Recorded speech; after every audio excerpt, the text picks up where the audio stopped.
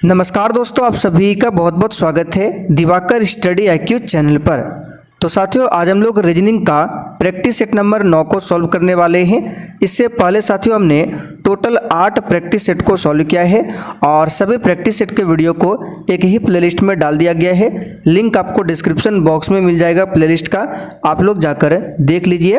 तो चलिए साथियों, आज हम लोग प्रैक्टिस सेट नंबर 9 में रीजनिंग से टॉप 10 क्वेश्चंस को सॉल्व करने वाले हैं, जो कि साथियों सभी प्रतियोगी परीक्षाओं के लिए काफ़ी ज़्यादा महत्वपूर्ण होगा। तो साथियों, आप सभी सेशन को बिना स्किप किए लास्ट तक पूरा ध्यानपूर्वक देखिए। तो चलिए इसी के साथ आज के इस क्लास को स्टार्ट करते हैं। तो फटाफट से आप सभी सेशन को एक बार लाइक कर दीजिए और हो सके तो आज के सेशन को अपने सभी दोस्तों के साथ शेयर भी कर दीजिए। तो चलिए इस प्रैक्टिस सेट का पहला क्वेश्चन देखिए। नीचे दिए गए प्रश्न श्रृंखला श्रेणी में प्रश्नवाचक के स्थान पर कौन सी संख्या होगी। यहाँ पर देख सकते हैं श्रृंखला दिया हुआ है 108, 99, 88, 75, 60। नेक्स्ट संख्या यहाँ पे क्या होगा आपको बताना है। देखिए, अगर आपको सॉल्व करना आता है तो आप लोग वीडियो को रोक लीजिए, फिर सॉल्व कीजिए और उसका आंसर आपको कमेंट बॉक्स में ज़रूर देना है। तो देखिए इसको कैसे सॉल्व करेंगे। तो सबसे पहले हम लोग देखेंगे 108 से 99 कैसे बना है। तो अगर 108 में हम -9 को घटाते हैं तो प्राप्त होता है 99। फिर यहाँ पर देखते हैं 99 से 88 कैसे बना है। तो अगर 99 में -11 घटाते हैं, यानी कि 99 में 11 घटाते हैं तो बनता है 88। फिर 88 में अगर हम 13 को घटा देते हैं तो बनता है कितना, 75। फिर 75 में अगर 15 को माइनस करते हैं तो बनता है 60। तो ध्यान से पैटर्न को समझिए। पहली बार में 9 घटा है, दूसरी बार में 11, तीसरी बार में 13, चौथी बार में 15। तो देख सकते हैं ये क्या है सभी, ये सभी देख सकते हैं विषम संख्या। 9 के बाद 11, 11 के बाद 13, 13 के बाद 15, तो 15 के बाद नेक्स्ट संख्या क्या होगा, 16 नहीं होगा 17। यानी कि हमको 60 में 17 को घटाना है। तो जब 60 में 17 को घटाएंगे तो आंसर हमारा निकल कर क्या आएगा, 43। क्या हो जाएगा, 43। यानी कि इस क्वेश्चन का आंसर जो होगा सी ऑप्शन होगा, 43। उम्मीद करते हैं आपको ये क्वेश्चन अच्छे से समझ में आया होगा और अगर एग्जाम में आता है तो आप लोग बिल्कुल इस क्वेश्चन को आराम से बना सकते हैं। आंसर हो जाएगा हमारा 43, सी ऑप्शन। चलिए क्वेश्चन नंबर 2 देखते हैं। नीचे दिए गए विकल्पों में से संबंधित संख्या को चुनिए। ये एनालॉजी का क्वेश्चन है और ये SSC रेलवे में पूरा पूछा जाता है, तो ध्यान से देखिएगा। तो आइए इसको सॉल्व करते हैं। यहाँ पर देखिए E 25I से मिलकर बना है A 5E। तो यहाँ पर हमको बताना है Z 49T से क्या बनेगा। तो सबसे पहले इसके पैटर्न को समझेंगे, ये कैसे बना हुआ है। तो यहाँ पर देखिए E की बात करें तो E का पोजीशन कितना होता है, तो E का पोजीशन होता है 5 और A का पोजीशन होता है 1। यानी कि E में अगर हम -4 को घटा देते हैं तो बनता 1, यानी कि E का पोजीशन 5 है और A का पोजीशन 1 है। तो 5 में अगर -4 करते हैं तो बनता 1, यानी कि E में घटाया गया है 4 को। तो यहाँ पे लिख देते हैं -4, ठीक है। फिर यहाँ पे देखिए 25 से 5 कैसे बना है, तो सिंपल सा है। 25 का यहाँ पे रूट निकाला गया है, तो 25 का अगर रूट निकालेंगे तो बनेगा 5, क्योंकि 5 का स्क्वायर होता है 25।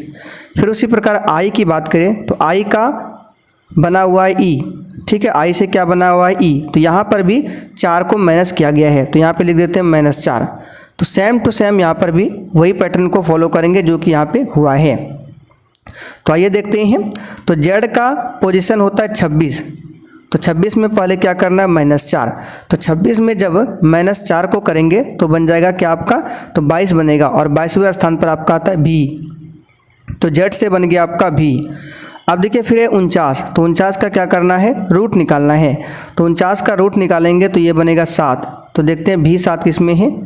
देखिए सी ऑप्शन और A ऑप्शन दोनों में भी 7 है, B और D आंसर हमारा नहीं होगा। अब T की बात करें तो T का पोजीशन होता है 20। 20 में फिर -4 करेंगे तो बनेगा कितना, 16। 20 में 4 को घटाएंगे तो 16 बनेगा और 16वें स्थान पर आपका आता है P, यानी कि B7P। देखिए किस में है, देख सकते हैं सी ऑप्शन में दिया हुआ है V7P। यहाँ पर सी ऑप्शन हमारा बिल्कुल राइट आंसर है। और देखिए साथियों, जो भी चैनल पर पहली बार आए हैं आप लोग क्लास टाइमिंग को नोट कीजिएगा। रीजनिंग का क्लास आपको डेली शाम 7:30 बजे मिलता है और मैथ्स का क्लास भी स्टार्ट किया गया है। मैथ्स के प्रश्नों का प्रैक्टिस सेट जो कि आपको सुबह 11 बजे ये वीडियो मिल जाएंगे मैथ्स का। तो 2 क्लास आपको अटेंड करना है, शाम 7:30 बजे और 11 बजे। 11 बजे आपका मैथ्स प्रैक्टिस होगा। चलिए क्वेश्चन नंबर 3 देखते हैं। निम्नलिखित विकल्पों में से वेन आरेख का चयन कीजिए। वेन डायग्राम का क्वेश्चन है, ये भी खूब पूछा जाता है। महिला, माता, गायिका। यहाँ पे देखिए गायिका का मतलब यहाँ पुरुष भी हो सकता है, महिला भी हो सकता है, इस बात को ध्यान रखिएगा। तो महिला, माता, गायिका में सबसे ऊपर आपका आ जाएगा महिला।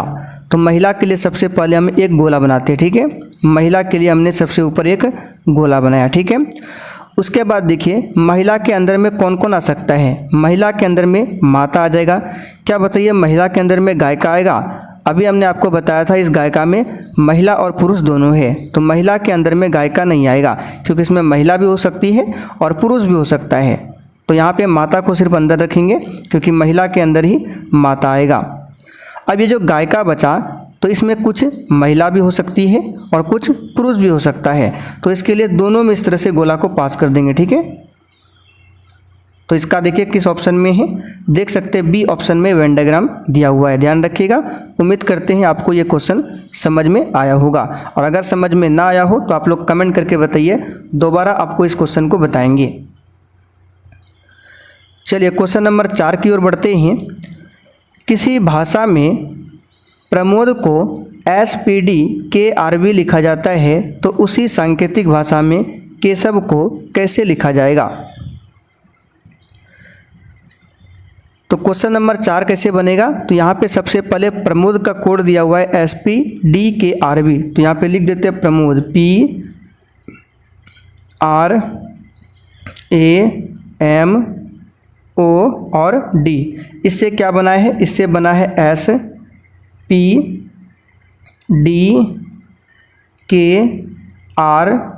ये बना है। तो यहाँ पर अगर ध्यान से देखेंगे P में अगर 3 को प्लस करते हैं तो बनता है S, क्योंकि P के बाद देखिए QRS तीसरे स्थान पर यानी 3 जोड़ने पर S आ रहा है। उसी प्रकार R की बात करें तो R में अगर -2 को कर देते हैं तो P का पोजीशन आता है। इसके लिए सबसे पहले आपको सभी का पोजीशन आना चाहिए। जैसे A का पोजीशन क्या है, 1 है। B का पोजीशन कितना होता है, 2 होता है। C का पोजीशन कितना होता है, 3 होता है। D का पोजीशन कितना होता है, 4 होता है। तो इस तरह से टोटल 26 लेटर है। तो अगर आपसे पूछ दे कि T का पोजीशन क्या है तो फटाक से आपका आंसर आना चाहिए 20। इसी तरह से आपको याद होना चाहिए, ठीक है। तो P का जो पोजीशन है अगर उसमें 3 को ऐड करते हैं तो S बन जाएगा। R का जो पोजीशन है अगर उसमें -2 को करते हैं तो ये बन जाता है P। फिर देखिए A है और ये D बना है। A का पोजीशन 1 होता है, D का पोजीशन 4 होता है, यानी 1 में अगर +3 कर दें तो बन जाएगा 4। फिर M का पोजीशन 13 होता है। 13 में अगर देखिए -2 को करते हैं तो बनता है कितना, तो 13 में अगर 2 को घटाएंगे तो बन जाएगा आपका 11 और 11वें स्थान पर आपका K आता है। फिर देखिए O की बात करें तो O में अगर +3 करते हैं तो बनता है R। D में फिर देखिए -2 करेंगे तो बनेगा B। तो यहाँ पर आप लोग पैटर्न को समझिए, एक बार +3 हुआ है, एक बार -2, एक बार +3, फिर -2, +3, -2। तो इसी पैटर्न को यहाँ पर हम लोग फॉलो करेंगे केशव में। तो आइए केशव लिख देते हैं यहाँ पे KESHAV। तो यहाँ पे देखिए K की बात करें तो K का स्थान क्या होता है, 11वां, ठीक है। तो 11 में सबसे पहले देखिए +3 हुआ है, फिर -2, तो +3 करते हैं तो 11 के बाद 12, 13, 14 क्या होता है 14। और 14वें नंबर पे क्या आता है, तो N आपका आता है, M आता है 13वें स्थान पर। M आएगा आपका 14वें स्थान पर, ठीक है। M आपका 13 तो N क्या 14। तो 11 का पोजीशन K का पोजीशन 11 है, तो 11 में 3 को ऐड करेंगे बनेगा 14 और 14वें स्थान पर आपका आता है N। तो K से बन गया आपका N। तो देख सकते हैं एक ही ऑप्शन में दिया हुआ है शुरुआत में N, यानी कि हमारा आंसर हो जाएगा यहाँ पे D। पूरा आपको क्वेश्चन को सॉल्व नहीं करना है, ऑप्शन को भी देखना है। अगर एक सॉल्व करने से आंसर मिल रहा है तो फटाक से आंसर कीजिए, समय बर्बाद नहीं करना है। तो आंसर हमारा D होगा और सॉल्व कर लीजिएगा, आपका यही आएगा। चलिए क्वेश्चन नंबर 5 देखते हैं। निम्नलिखित प्रश्न में प्रश्न चिन्ह के स्थान पर कौन सी संख्या आएगी। तो यहाँ पे आपको बताना है कौन सी संख्या होगा। और देखिए, अगर आपसे रीजनिंग का प्रश्न सॉल्व नहीं हो रहा है तो आप लोग डेली क्लास को अटेंड कीजिए, तभी आप लोग रीजनिंग के प्रश्नों को सॉल्व कर सकते हैं। प्रैक्टिस बहुत ही ज़रूरी है।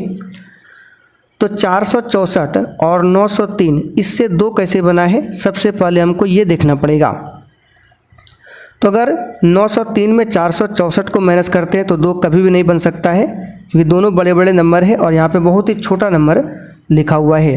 तो एक काम कर सकते हैं, यहाँ पे क्या कर सकते हैं, 4, 6 और 4 को ऐड कर दीजिए तो ये होता है 14। 9, 0 और 3 को ऐड करेंगे तो ये बनेगा 12। अब देखिए 14 में अगर 12 को माइनस करते हैं तो 2 बन रहा है। तो यहाँ पर भी देख लेते हैं, 9, 6, 15, 3, 18, 8, 4, 12, 4, 16। अगर 18 में 16 करते हैं तो यहाँ बन रहा है 2। देख सकते हैं ऑप्शन ए में आपका 2 दिया हुआ है। तो यहाँ पर आंसर हमारा क्या हो जाएगा, ए ऑप्शन। चलिए क्वेश्चन नंबर 6 देखिए। निम्नलिखित प्रश्न में दिए गए विकल्पों में से अलग शब्द का चयन करें। थोड़ा सा दिमाग लगाइए, सोचकर बताइए क्या होगा।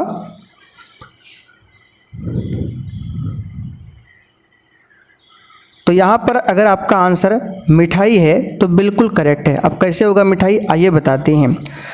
देखिए, खट्टा की बात करें, कड़वा की बात करें और स्वाद की बात करें, ये हम पहचानते हैं, इसको खाते नहीं हैं। लेकिन मिठाई क्या है, इसको हम खाते हैं, ठीक है। तो ये सबसे अलग हो गया। जबकि खट्टा, कड़वा, स्वाद इसको हम पहचानते हैं, टेस्ट करते हैं, लेकिन मिठाई जो है ये खाने की चीज़ है। तो आंसर हमारा ए हो जाएगा, ये तीनों से अलग है। सिंपल सा क्वेश्चन था। आइए क्वेश्चन नंबर 7 देखिए। नीचे दिए गए विकल्पों में से संबंधित शब्द को चुनिए। जिस प्रकार दाब का संबंध पास्कल से है, उसी प्रकार बल का संबंध क्या होगा। मोस्ट वीवीआई क्वेश्चन है। अगर आप लोग एसएससी रेलवे की तैयारी करते हैं तो एग्जाम में खूब पूछा जाता है। एनालॉजी का क्वेश्चन है, तो जीके से रिलेटेड है। तो दाब क्या है और पास्कल क्या है, तो अगर ध्यान से देखेंगे, दाब का एसआई मात्रक होता है पास्कल, तो उसी प्रकार बल का एसआई मात्रक क्या होगा, न्यूटन होगा। आंसर हमारा ए हो जाएगा, न्यूटन। ध्यान रखिएगा, खूब प्रश्न ये पूछा जाता है एग्जाम में। चलिए क्वेश्चन नंबर 8 देखते हैं। ए ने बी से कहा कि बी की माँ ए की माँ की सास है, तो बताएं कि ए की माँ बी की माँ की कौन है। बहुत ही सिंपल है, सिर्फ आपको यहाँ पे कन्फ्यूज किया गया है। तो आइए देखते बना के कैसे बनेगा। तो देखिए यहाँ पे लिख देते हैं हम ए, ठीक है। यहाँ पे सॉल्व करने के लिए लिख देते हैं ए और यहाँ पे लिख देते हैं हम बी। अब बोल रहा है यहाँ पे ए ने बी से कहा, यानी इसने बी से कहा, क्या कहा कि बी की माँ जो है, यहाँ बना लेते हैं बी की माँ।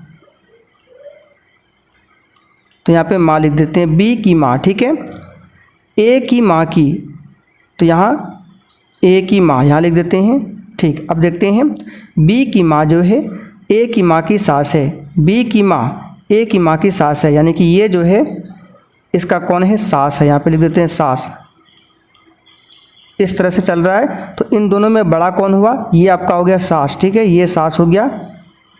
तो पूछ क्या रहा है कि ए की माँ, यानी ये जो है ए की माँ बी की माँ की कौन है, यानी ये जो माँ है ये इसका कौन होगा।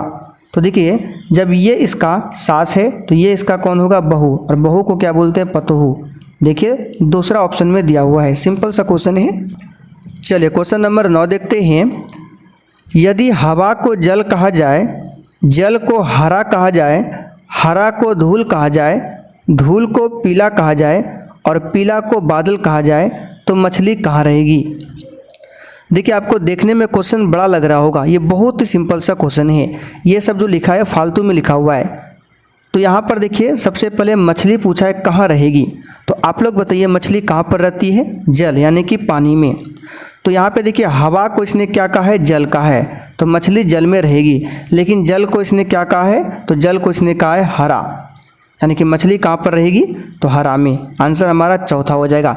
ये सभी जो है फालतू में आपको कंफ्यूज करने के लिए लिखा गया है। आपको सिर्फ देखना है क्वेश्चन क्या पूछ रहा है, मछली कहाँ पर रहेगी, मछली पानी में रहती है, तो पानी को इसने क्या बोला है, तो पानी को इसने बोला है हरा, तो आंसर हमारा क्या हो जाएगा, हरा हो जाएगा। चलिए आखिरी क्वेश्चन देखते हैं। जिस प्रकार अभिमान का संबंध नम्रता से है, उसी प्रकार अभिलाषा का संबंध किससे होगा।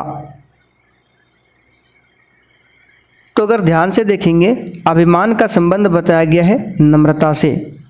इसका मतलब क्या है, तो देखिए इसका मतलब विलोम होता है, अभिमान का विलोम होता है नम्रता।